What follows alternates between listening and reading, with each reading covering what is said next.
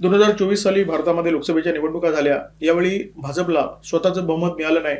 तेलुगू देसम आणि जदयू या दोन पक्षांच्या टेकूवर केंद्रामध्ये भाजपचं सरकार विराजमान झालं. या निवडणुका झाल्यानंतर आंध्र प्रदेशमध्ये चंद्राबाबू नायडू मुख्यमंत्री झाले.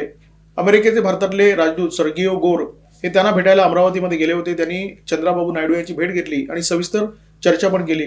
अमेरिकेच्या राजदूताला भारताच्या एका मुख्यमंत्र्याला भेटण्याची गरज का वाटावी, त्यांनी ही भेट का घेतली, या भेटीमध्ये कोणती चर्चा झाली. बायडन यांना मोदींचं सरकार नको होतं. हे सरकार अस्थिर करण्यासाठी अमेरिका लोकसभा निवडणुकीच्या आधीपासून प्रयत्नशील होती. त्यांना थोडं बहुत यश सुद्धा मिळालं, परंतु त्यांच्या प्रयत्नानंतर सुद्धा नरेंद्र मोदी यांचं सरकार तिसऱ्यांदा भारतामध्ये आलं आणि हे सरकार पाडता कसं येईल याची चिंता अमेरिकेला होती. त्या दिशेने अमेरिका प्रयत्न सुद्धा करत होती.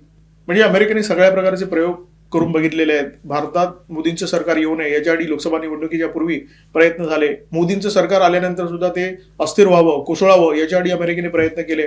या देशामध्ये शेतकरी आंदोलन अमेरिकेच्या समर्थनाने झालं. या देशामध्ये जे दंगेधोपे होतात त्याचे सुद्धा कुठेतरी संबंध अमेरिकेशी असतात, अमेरिकेच्या डीप स्टेटशी असतात. आणि ते सगळे प्रयोग पुन्हा एकदा नरेंद्र मोदी यांच्या विरोधात ट्रम्प करण्याची दाट शक्यता आहे. कारण त्यांनी जेव्हापासून मादुरो यांना व्हेनेझुएलाच्या सत्तेवरून हटवलं तेव्हापासून त्यांना अहम ब्रह्मास्मीचा भास व्हायला लागलेला आहे.